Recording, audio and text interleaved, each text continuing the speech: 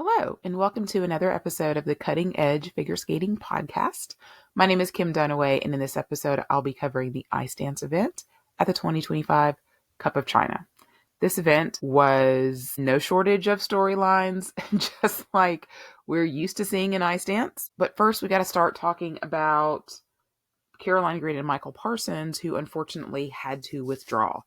Very unfortunate for them because this was a big head-to-head battle between them and Zingas and Kolesnik. So really looking forward to seeing them go at it. And right in the rhythm dance, we weren't going to get much of a battle because Michael fell in his very first twizzle set. Could not recover and do the second set. He didn't get anything for that element at all. Caroline's were definitely affected, but she was able to complete them, still got a level 4. They did rebound nicely. They got actually level 3 on their pattern step, but they ended up with only 1.9 points on their twizzles. And they should be close to 10 points on that element, plus the deduction for the fall. And they were 7th after the free dance. Nowhere close to where Zingas and Kolesnik were. That being said, they still had every intention to complete the competition. They were at practice that morning, and they came and warmed up with the first group. And then when they came out to skate for their free dance, they went to the referee and they withdrew. This is what Michael said to reporters in the mix zone after: "We sustained an injury during the rhythm dance yesterday. We were giving it our best shot at the practice this morning, giving it a best shot at the warm-up. But at the end of the day, I didn't feel stable or strong enough to do this program safely with my partner. It is really disappointing. I think we both really wanted to get there and show our program to the crowd and everybody watching on TV, but today was not the day to do it. So we'll say it was time to rest, to recover. We work with the medical team here and look forward to NHK." The fact that they plan to beat NHK 2 weeks from now sounds like they don't think it was a major injury that Michael's going to have to sit out for some time. We know he's had some injuries in the past, particularly with his hip. I don't know if this was an aggravation of that. If it was new, he didn't say exactly what body part was injured. Unfortunate for them, like I said, for a couple of reasons. Coming into the season, you felt like it was them, Zingas and Kolesnik, and the Shibutanis who would be battling it out for that third spot. Going to see the Shibutanis finally this weekend. Zingas and Kolesnik just had the best competition of their careers. So it puts them in a really interesting and vulnerable position. It's going to put a lot of pressure on them, not only to skate at NHK, but to skate well there. Hopefully, they'll be able to be healthy. Moving on to the competitors, the winners here were, of course, Madison, Chock, and Evan Bates of the U.S. They come in as heavy favorites. Unlike last week, we had a lot of teams at the top. Here, definitely not so much. It was kind of Maddie and Evan, and then the rest of the field. A lot of thoughts about this team. I will say, Maddie and Evan, most of the time, not just this Olympic cycle, the previous Olympic cycle as well, they tend to start off the season slower and build momentum as it goes. As I was watching the pairs event, I was looking at Meltik and Ember, who are skating really well right now. But I'm wondering, is their team pacing them correctly to peak at the Olympics? You don't want to peak too early in any season, and definitely not in an Olympic season. In ice dance, there's this balance between peaking at the Olympics, but also gathering enough momentum throughout the season so you have that push for you to be at the top of the podium. So for Maddie and Evan to come out and not score particularly super high isn't all of that surprising. Outside of the 23-24 season, when they came out with the Pink Floyd free dance and the Queen rhythm dance, that was a rare season for me where they came out at Skate America and those programs already looked really good. Every other season, I feel like there's one, if not both of their programs that need a little bit of tweaking. Let's talk about the rhythm dance first, which is the least controversial of the two programs for sure. They're skating the Lenny Kravitz, which is different than what we've seen. We've seen a lot of pop. We've seen a lot of Latin. We haven't seen a lot of rock kind of style. So I do like the musical choices here a lot. I don't understand the costume for Maddie so much. It's like an animal print kind of costume. Maybe that's what he wore in the video. I cannot remember. I do remember loving this song. In fact, I had this album that had Fly Away on it. I do know that. The CD. She has some tape on her shoulder. So there's obviously some kind of an issue there where she's got that kinesiology tape on her shoulder. I don't know that anybody asked them about it specifically. I didn't see anything, or if she was going to divulge exactly what's going on there. For her to have that tape on there, we know they're not a young team. It's amazing. They've made it through this Olympic cycle without any major injuries like we have seen from them. Even in the last Olympic cycle, they were injured that very first season. They had a concussion issue in the COVID year. So they've been relatively pretty injury free. I certainly hope that they can remain that way. So I'm a little concerned about that. In terms of the composition of the program, there's, a little bit of hip hop from them. Some people thought it was cringe. I thought it was fine. It's not hip hop to the level that we see from, say, like the Tashlers, who do hip hop really well, but it's also not like hip hop to the level of Peyton Bye, who I feel like don't do it very well. So it's kind of in between. I've already said I hate the dance breaks as it is this season anyway, and there's very, very few that I've really enjoyed as it is. The biggest thing for them were there were some level issues. Evan's midline step, their pattern step, which was a downer in terms of their base value. She stumbled really bad in between their pattern step and their choreographic rhythm sequence. It was in between elements, so it did not affect a single element. Just doesn't have a good overall look. Did have some cool moments in the program, like there was this assisted jump in the pattern step, which I thought was very interesting and seemed like it had to be hard to throw that in there. And while their score didn't blow anybody away at 84-44, it's the best rhythm dance score that we've seen all season. Very, very close to what Lila and Lewis got last week in France, but just a little bit higher. The free dance, however, was all that anybody has talked about is the skirt. When the first pictures came out from their practices a couple of days before, everybody was gushing over the costume.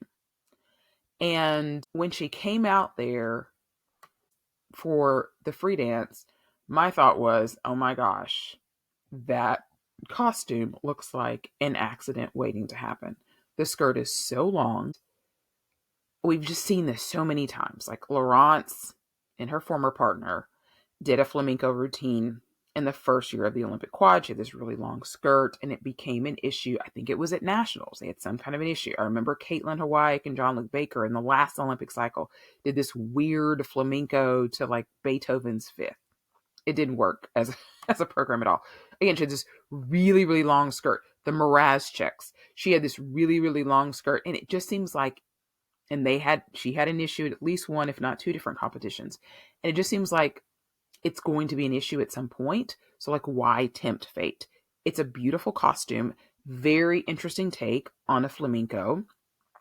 Even though I have questions because they said they're doing a flamenco, but they've also kind of presented like a matador, which is more of a paso doble. So is it a flamenco or is it a paso doble? They are two different things.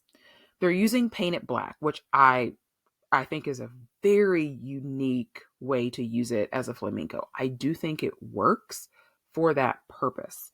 The problem with this program is just my heart was in my throat the entire time. And then when I read comments on Reddit, on Golden Skate, Twitter, Blue Sky, everyone else felt the very same way. They were so distracted by the skirts, felt like they couldn't really watch the program. There were some issues in this that brought their score down. They really only scored a couple of points higher than what Zingas and Kolesnik got in their free dance. So this competition to me felt very similar to Skate America 2022 when they debuted with this program that was supposed to be all about her engagement ring. And it was boring. They lost their character step at that competition. And in my mind, as a viewer, I'm thinking, well, they just need to make sure they hit the boards. Then they're not going to lose 4 or 5 points. They'll be fine. But they took that feedback And they retooled that program and retooled that program. And by the time they got to 4 continents, the program was way, way stronger than what they originally debuted. It was a completely different program at that point. And in my opinion, it's the best free dance that they've had in this Olympic quad. So as much as people are worried about this program and think they need to return to some old material, Evan and Maddie have shown the ability over the last 2 Olympic cycles to really work on their programs, to make changes where they need to, and to peak at the right times. Are they prone to mistakes? Yes. Am I worried for that? Yes. Do I think that they're going to win an Olympic gold medal with this? Honestly, I don't know, because the way that Florence and Guillaume looked last week, right now they look like the Olympic champions. But it's only been one competition for each of them, international competition that is. And so it's hard to draw a direct conclusion right now. But I will say, 3 years ago, the way they looked at their first couple of Grand Prix versus how good Piper and Paul looked that season, it didn't seem like there was any way in the world by the time we got to Worlds that those 2 teams were going to flip-flop as they did. Now, obviously, Piper had the health scare, and that was a completely kind of different situation. But Maddie and Evan really took the feedback and really developed something really great. So I'm going to give them the benefit of the doubt that they're going to retool this and this stupid skirt to something that makes a little bit more sense. On Ice Perspectives did a clip of their program, and it was just in practice clothes, and she had a lighter flamenco skirt in that, and I think it just needs to be lighter fabric, and I think it's too long. So I think if they just work on the skirt, I think that will help. And then they've obviously had some issues within this performance technically that also need to be worked on. They got an exclamation point on their choreographic assisted jump. They don't lose the element as if they didn't complete the requirements, but they didn't fulfill enough of the requirements to get full value. So they lost some points on that. They also got a level 2 on this stunning straight line lift that they do in the program, but they were missing some features on that. And then on her set of twizzles, came off of her edge and only got a level 2. Honestly, they used to have a lot more twizzle issues in the last Olympic quad. They've really been pretty good on the twizzles outside of the nationals that they were sick a couple of seasons ago. So things to clean up. 123 points put them, 10 points behind what we saw Laurence and Guillaume get last week. Again, not where they need to be, not where they want to be, but we'll see how this program evolves. We'll see them again at Skate America. So they've got 3 weeks to sort of work on some things before that, and we'll see exactly what it looks like. I did want to say what Madison said to Golden Skate. We had a great time skating today. The crowd was amazing. It felt really good to perform our flamenco for the first time. We feel like this was a great start to our season, and we're excited to get back home and bring more work before Skate America. I've always loved Paint It Black, but I never really thought we would skate to it for some reason. Then we found this version from Westworld, and we both fell in love with the music. It was very powerful and dramatic. We brought it to our coaches. They all loved it as well, so we knew we had the right music. We worked with Antonio Najaro to bring this idea to life. I think it really has a lot of incredible moments. One of the most detailed programs we've ever done. I think it has a lot of potential to be our best program yet. We'll see. All right, moving on to the surprise silver medalist, Emilea Zingas and Vadym Kolesnik of the U.S. These was the best competition of their career, the best scores of their career, and this is huge for them in making a case to be that team that goes to the Olympics. Vadym does have citizenship, so they are completely clear of any obstacles in terms of that. There's always the question when you're U.S. figure skating, do you take a team that could be the future, or do you take a team that has the best shot at a medal? I think when we see the Shibutani skate this weekend, we'll have a little bit more information to go on. Right now we have nothing. We haven't seen them at all, what they look like. But Emilea and Vadym getting 80 here in the rhythm dance and 120 points in the free dance is a pretty high bar, even for the Shibutanis coming back after 8 years. I don't know. We'll see. But I was super impressed with him here. In the rhythm dance, you see Vadym just getting into character even before the opening pose. He's running his hands through his hair. They're skating to Poison, which I think is a great piece for them. They're very dynamic to me. It sort of hits a lot of the notes that we saw in their Michael Jackson rhythm dance a couple of seasons ago without all the frenetic, just like too much that we saw in last year's disco number. They had the best levels of the event. The character step was very much a 90s kind of remix that they chose to use. Only thing I didn't like was the ending pose. I thought it was a little cheesy. And I was so happy to see them excited with their scores because it seems like no matter what, how well they skate, they get into the kiss and cry, the scores come up, and they're always disappointed. Emilea, especially, is always disappointed. But they were both so excited for their scores. And then in the free dance, they are skating to Prokofiev's Romeo and Juliet. We're seeing a lot of that this season. My favorite so far is Rayton and Majorovs of Sweden. We've also seen Becker and Hernandez use this as well, and then another team who escapes me. But I do think that this is a good program for them. I would like to see them showcase some new lifts next season, but I do think that this program does a good job of not being super cliche. It showcases their improving skills very well. I used to watch Vadym a lot, but I will say that there were a couple of times in here that I just kind of forgot he was there. And they're a really good example of a team that does a really good job of looking at each other. This is something that I get on a lot of peer teams about, but I get on the ice dance teams about it too. Like if you take a team like Brody and Somerville, Ian does a really good job of looking at Emily the whole time. Emily, not as good looking at Ian the whole time. Here, they just do a really good job of it, and it doesn't seem forced. This was a really great routine for me that just kind of flew by. They end, of course, by stabbing themselves in the heart. Very dramatic. And 121.84 points, over 200 points. It's a big milestone for them. Emilea was just overcome with emotion. They beat Smart and Deke in PCS, which I think part of that is Smart and Deke, as I'll get to, had a big error in the rhythm dance, so they skated in that first group. But that's really big for them. Smart and Deke were 6th in the world last year, 3rd in the free dance at the World Championships last year, so to beat them is a big deal. Their next stop is in Finland. When you get a silver medal in ice dance, it sets you up very well to get to Grand Prix final. I don't expect for Emilea and Vadym to get there. Finland is a gauntlet. They're going to be there with Fona Budry Cizeron, Gillis and Poirier, Turkula versus Lewis, Orihar and Pirinen, Smart and Deke again, Davis and Smolkin, the Shibutanis, the Tashlers, and the Browns. That's crazy. If I had, just an unlimited budget, I'd be going to Finland, right? It's a crazy, crazy lineup there. They could not have asked for a better start to their Grand Prix season than how they did here. Moving on to the bronze medalists, this was Evgenia Lopareva and Jeffrey Brazeau of France, coming after a very strong season for them last year, but now coming in as French team number 2 and getting scored like French team number 2 for them. Unfortunately, their rhythm dance was to Eiffel 65 and Daft Punk. Super fun music. Again, different than what we're seeing everybody else do.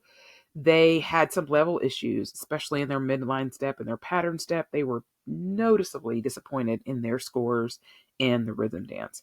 Free dance, well, they had a very cool stationary lift to open. They're using selections from Bjork, which I think is a really great choice for them with their quirkiness. Had a very cool upside down lift, similar to what they did last season, but a little bit different. I just didn't find this free dance to be very memorable for them. In 4th place was Olivia Smart and Tim Deke of Spain. And their rhythm dance, they're skating to Freedom by George Michael and then Let Me Entertain You by Robbie Williams. During their pattern step, she ended up on her knees. And honestly, it was kind of like Guillaume last week.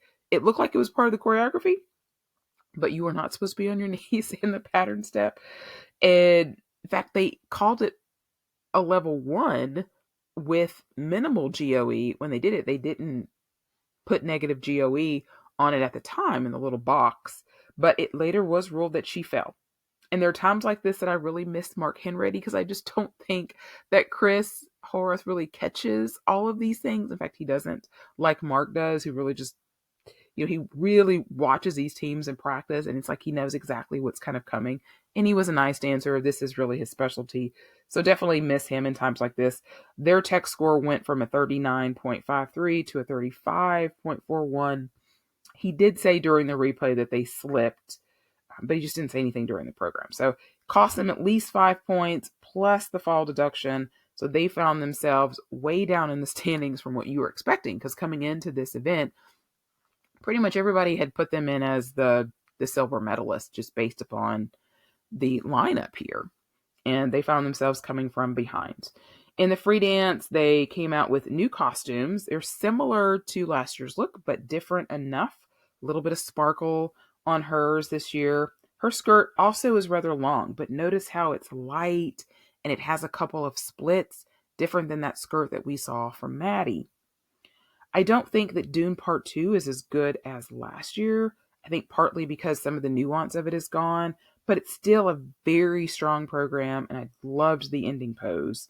And they moved all the way up to 4th, but we're just way too far in the standings to get onto the podium.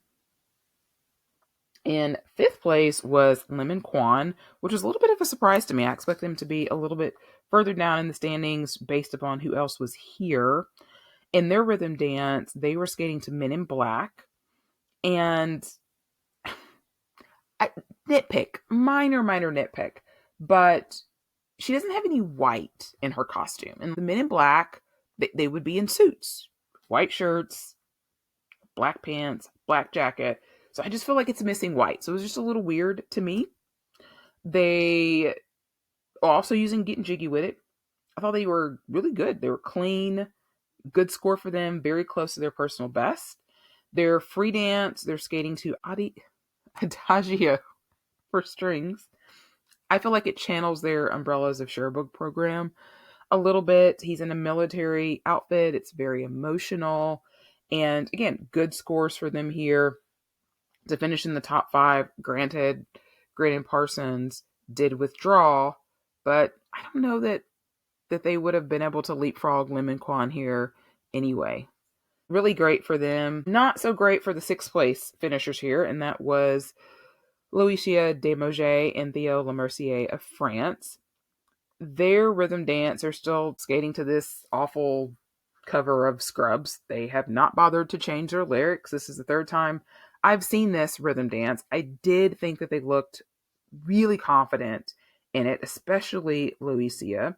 Really don't notice him much in this program. I just thought they had a lot more energy and they looked more like their 2023-24 selves. I like the change of position in their rotational lift. Just thought it went really well. Unfortunately, the free dance did not go as well, and they ended up dropping in the standings. There's a bit of a disconnect for me in this program, and I think it's the costumes. I just don't feel like it matches the program. Like the costumes look like it's Tron or just a very techno program, and sometimes it's actually very light. It's more techy in others, but I just don't feel like the costumes really embrace what they're doing. I don't like their costumes in the rhythm dance particularly well either. The coach was very unhappy with their scores. I do like the Enemy by Imagine Dragons that they throw in there at the end. The rest of it is The Curse of the Sad Mummy by the League of Legends. I don't know. They're just kind of waffling, I feel like, a little bit these last couple of seasons, trying to find a program that really elevates them. And this isn't it. And then 7, 8, and 9 were all 3 Chinese teams. So coming out on top was Wang and Liu, who have been brought back from the dead. Really don't know if this team has been consistently training or not. There were lots of problematic things with Liu that seemingly have been swept under the rug. Don't know if they were resurrected from China, kind of like Sui and Han were, or if, like I said, they've been training consistently. It's very, very difficult to say. They're here with the Ice Academy of Montreal, as are all of the Chinese teams. And I'm like, how come they're allowed to train in Canada and poor Boyang Jin has been yanked back to China? I don't get it. I guess they don't have any ice dance coaches in China, but they do. I mean, they had one in the Kiss and Cry that we're going to talk about here in a second. Okay. In their rhythm dance, They're skating to 90s Hong Kong singers, which I really liked. I don't understand why a lot of teams from other countries still pick American music. Like, why not pick something from your country? I really liked when Daisuke and his partner, picked like some Japanese kind of hip hop music for their rhythm dance 4 years ago. I just thought it stood out a little bit. I thought they were so slow in this rhythm dance, though. I was just like, boy, we look rusty. Much stronger in the free dance.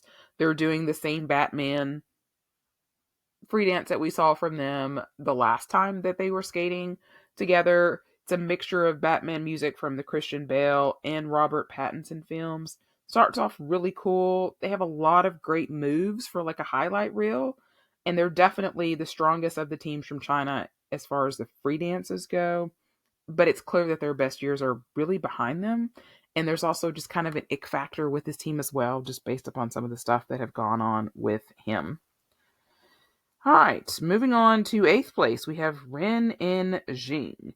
And in their rhythm dance, they could have beaten Wang and Liu, but they had a really bad stumble that she did in their dance break, of all things, in their midline step after their sliding move, and it cost them about 2.5 points in the tech number, as well as a little bit of PCS. And I'm just asking myself, like, why are we taking risk in the dance breaks? Like, it's not leveled. It's just stupid. Do something stupid. Like, don't do anything that's going to cause you to stumble or fall if you can avoid it. The free dance, they're skating to a tango. It is not the most exciting tango music, but it does very much make me yearn for a tango rhythm dance. We do get a dress change in the middle to a red dress. And I'm always asking myself every time I see one of these little costume changes, like, why has no one done this for Swan Lake? Why has no one come out there in a white dress and then done the reveal change into a black dress? Like, it's right there for you. Somebody please do it. But I do like the red dress with the black trim much better than the black dress that she was using. The biggest issue for them in this free dance was she fell out of her second set of twizzles, cost them about 3.5, 4 points, would not have made a difference either way in terms of their placement. However, big issue comes after they finish skating, and we get into the kiss and cry, and we see them get off the ice with some plushies, just like your regular run-of-the-mill stuffed animals.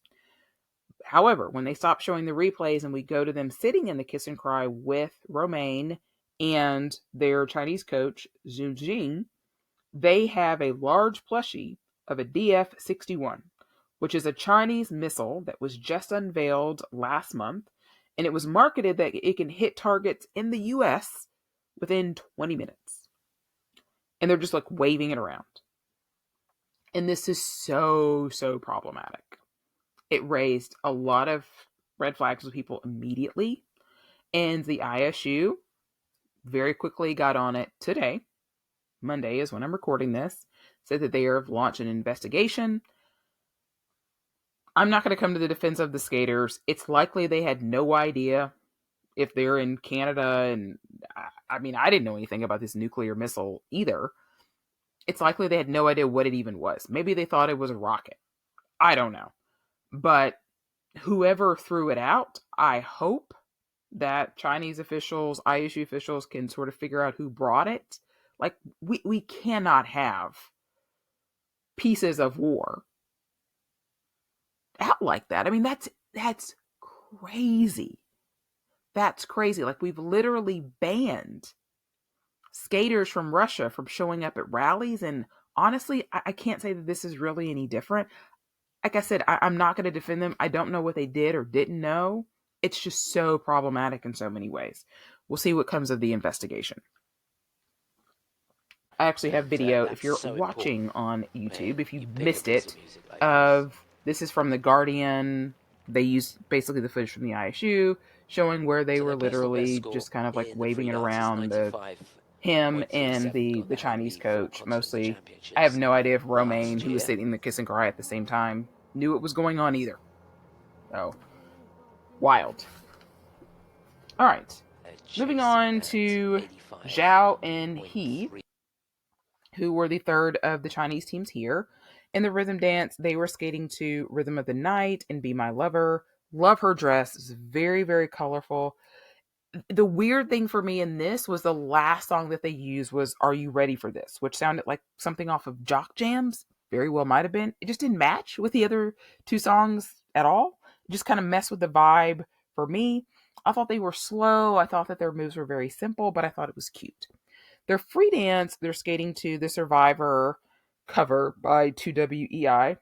They've gone for kind of a dystopian look with her hair and her costume. The bright turquoise doesn't really make as much sense to me, but okay.